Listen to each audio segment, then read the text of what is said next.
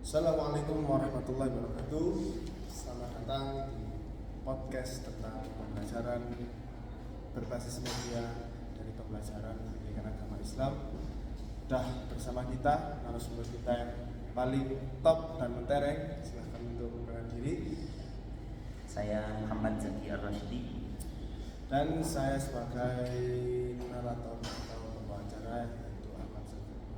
Di sini kami akan membahas tentang apa itu pengertian metode pembelajaran pendidikan agama Islam berbasis media serta contoh-contoh dan penerapannya serta relevansinya pada pembelajaran pada zaman sekarang.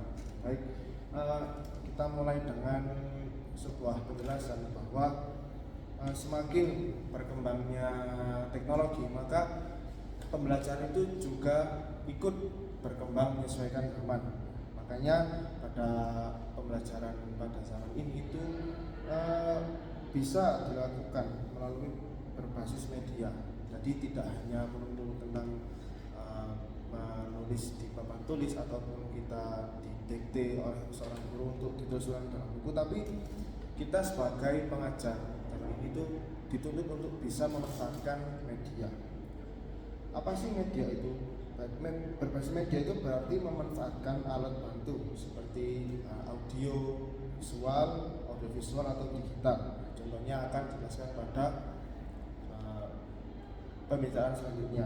Tujuannya itu apa? Tujuannya agar pembelajaran itu lebih interaktif dan kontekstual. Nah, langsung saja kita tanyakan kepada narasumber.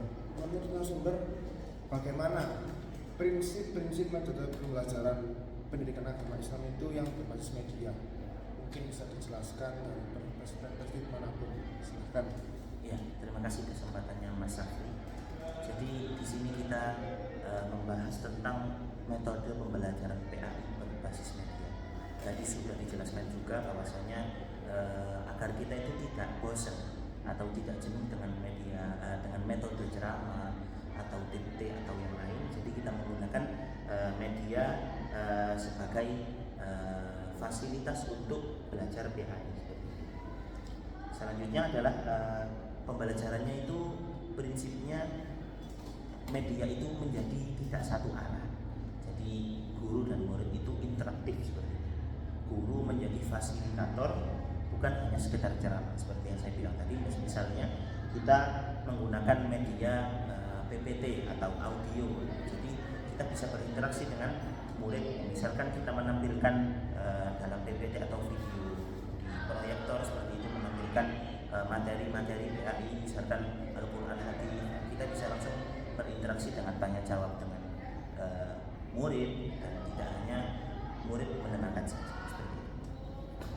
Baik, bisa disebutkan bahwa prinsip-prinsip pembelajaran, metode pembelajaran pendidikan agama Islam berbasis media itu yang paling penting adalah yaitu interaktif.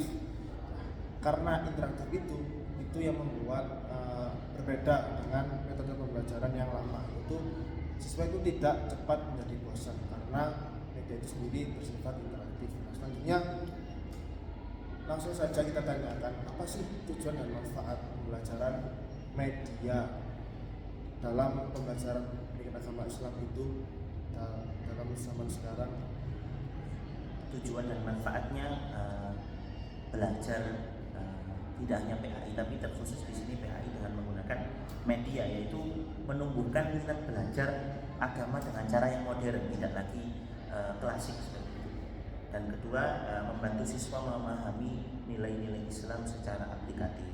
Selanjutnya adalah meningkatkan partisipasi siswa aktif dalam proses pembelajaran, karena bisa menimbulkan diskusi atau tanya jawab yang aktif di dalam kelas, tidak hanya satu arah seperti metode ceramah seperti itu. Yang terakhir adalah menyesuaikan proses gaya belajar dengan metode digital, tidak lagi tradisional seperti itu. Tujuan dan manfaat dari belajar PAI dengan menggunakan berbasis media seperti itu. Baik, jadi bisa disimpulkan bahwa tujuan yang paling utama dari pembelajaran PAI berbasis media ini adalah yaitu menyesuaikan proses belajar dengan gaya belajar generasi digital. Kita tahu semua bahwa generasi pada zaman 2025 kan sini kan bisa disebut dengan Gen Z ya, atau Gen Z. Gen Alpha. Maka dari itu dengan keunikannya tersendiri generasi ini itu para pendidik atau pengajar itu dituntut untuk menyesuaikan pembelajaran itu sesuai dengan zaman mereka. Maka dari itu saya simpulkan bahwa tujuan pembelajaran media ini sangat berdampak bagus bagi mereka karena itu sesuai dengan zaman dan mereka. Selanjutnya apa sih jenis-jenis media dalam pembelajaran PAI? Ini yang paling penting. Mungkin ini bisa dijelaskan sambil diberi contoh ya oleh narasumber. Silakan. Yang pertama ada jenis-jenis dalam pembelajaran PAI yang berbasis media ini. Ada media visual seperti gambar, infografis, poster ayat dan hadis seperti itu. Lalu ada media audio seperti rekaman tilawah atau rekaman tartil bacaan Al-Quran yang sering kita dengar juga, ceramah atau lagu religi tapi melalui audio seperti itu. Selanjutnya ada media audio visual yaitu seperti film Islami, seperti kita tahu mungkin pada saat Ramadan di TV ditayangkan film serial Umar bin Khattab seperti itu. Ada video dakwah dan animasi kisah Nabi yang sudah ada, itu termasuk jenis-jenis dalam media pembelajaran PAI. Yang terakhir ada media digital interaktif seperti aplikasi Al-Quran. Kita tahu sekarang misalkan kita bisa akses di Play Store atau yang lain, ada Al-Quran terjemah, Al-Quran tajwid warna dan terjemahannya bisa juga di audio tadi di aplikasi yang ini di digital interaktif. Juga ada kuis online yang pembelajaran daring menggunakan Zoom, Google Meet dan lain-lain, termasuk daripada media. Itu salah satu jenis-jenis media pembelajaran PAI seperti itu. Nah mungkin ya kebetulan bintang tamu kita ini atau kita ini adalah seorang jurusan tinggi nasional. Mungkin bisa dicontohkan bagaimana jenis media pembelajaran ini yang berbasis audio. Bisa dicontohkan dengan beberapa makro atau beberapa ayat mungkin. Ya bisa seperti misalkan seperti ini.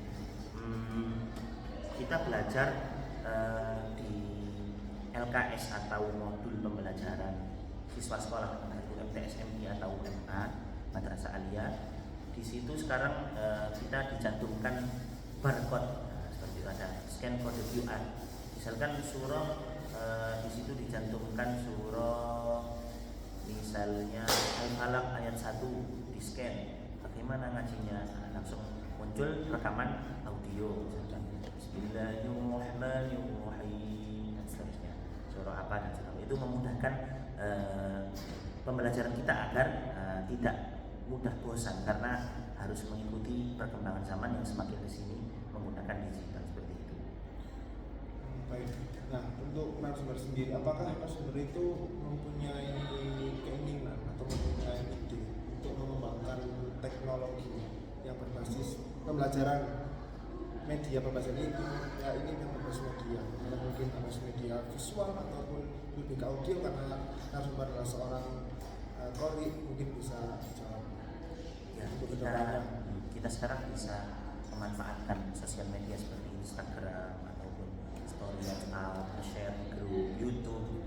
Bisa juga memberikan tutorial cara membaca Al-Quran. Misalkan tadi moderator menyebutkan kita belajar Al-Quran dengan nagom atau lagu ini, itu bisa diakses dengan media. Itu sangat memudahkan dan bisa meringkas waktu, menyingkat waktu daripada kita harus belajar offline seperti itu langsung ke guru, karena kita tidak tahu kesibukan masing-masing guru seperti itu. Kalau video atau yang tadi media audio visual kita bisa akses kapan saja dan di mana saja.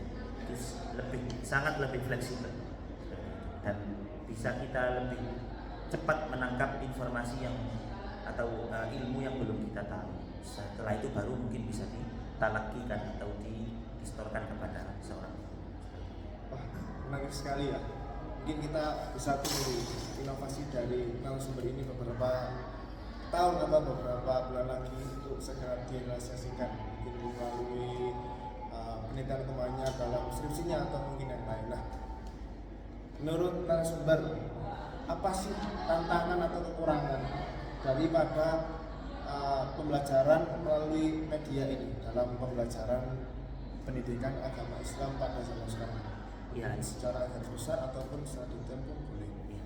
Seperti kita tahu banyak sekarang itu mungkin guru-guru yang sepuh atau yang sudah berusia itu kurang dalam mengakses media atau bisa dikatakan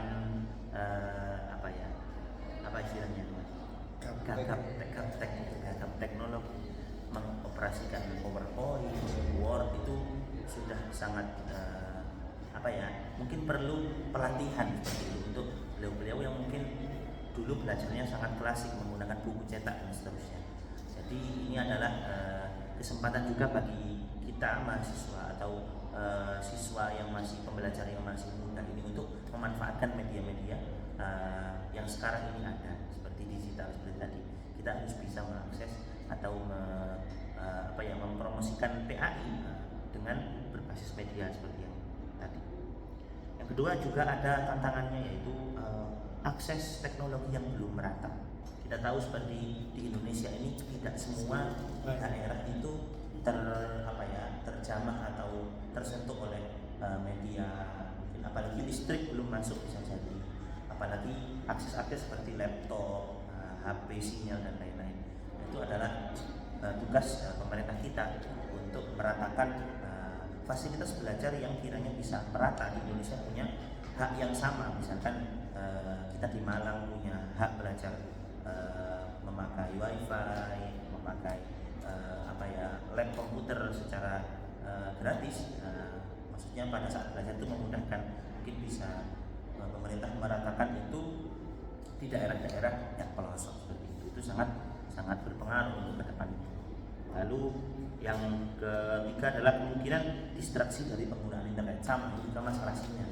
Bahkan yang di daerah-daerah yang sudah maju saja kadang ada buffering, ada masalah sinyal lah, entah itu karena hujan atau yang lain-lain, itu sangat menghambat seperti. Jadi mungkin ada alternatif lain seperti itu. Mungkin tantangan dan solusi dari pembelajaran PAI berbasis media ini, daripada misalkan kita menggunakan klasik buku itu tidak berpengaruh, kita perlu sinyal atau tidak. Ya. Jadi bisa disimpulkan ya bahwa metode yang tradisional pada zaman sekarang itu sebenarnya masih relevan dan semuanya itu memiliki kepentingan masing-masing. Jadi kita tinggal sebagai pengajar atau calon pengajar itu tinggal menyesuaikan. Terus saat ini kita bisa pakai yang media ataupun terkadang kala kita speaking kita juga menggunakan media tradisional karena tidak selalu semua itu harus dilakukan secara digital. Kita bisa memadukan antara metode klasik, apalagi mungkin sekarang juga di pondok pesantren masih berjalan saja media-media yang klasik, pembelajaran dengan metode tradisional, ceramah atau diskusi tanpa menggunakan digital itu juga mungkin masuk lah, kita sesuaikan dengan jenjangnya. Kalau sudah mungkin SMA atau mahasiswa, kita sudah bisa lah menggunakan PPT seperti itu lebih mudah diakses karena ya tadi misalnya kita contohkan, misalkan kita ingin belajar kitab Ihya Ulumuddin 4 jilid 5 jilid. Kalau kita bawa offline tuh perlu segini tebalnya, mungkin itu berapa gini. Tapi kalau kita bisa mengakses juga lewat media, termasuk PDF juga kan media. Jadi kita lebih mudah akses kitab atau di online itu sangat mudah, bisa langsung search ibarah dan hadis atau dalil yang lain-lain itu dengan mudah tanpa harus membawa satu referensi juga. Meskipun dengan kitab-kitab klasik itu pun juga ada sir atau barokahnya, tapi sangat memudahkan lah untuk kita. Misalkan kita mau misalkan moderator kita Mas Safri ingin pergi ke Timur Leste untuk berdakwah seperti itu, kan tidak perlu membawa Sahih Bukhari seperti itu segini, cukup membawa tablet seperti itu, langsung bisa mengakses dengan mudah media-media atau yang tadi diperlukan seperti itu. Baik. Mungkin saya cukup kesimpulannya pada podcast hari ini bahwa pembelajaran pendidikan agama Islam berbasis media itu sangat dibutuhkan pada zaman sekarang karena itu sangat menyesuaikan kepada siapa juga yang diajar, termasuk pada zaman sekarang ini kita para pengajar itu rata-rata mengajar para siswa itu yang istilahnya sekarang diajar atau mungkin sudah diajar.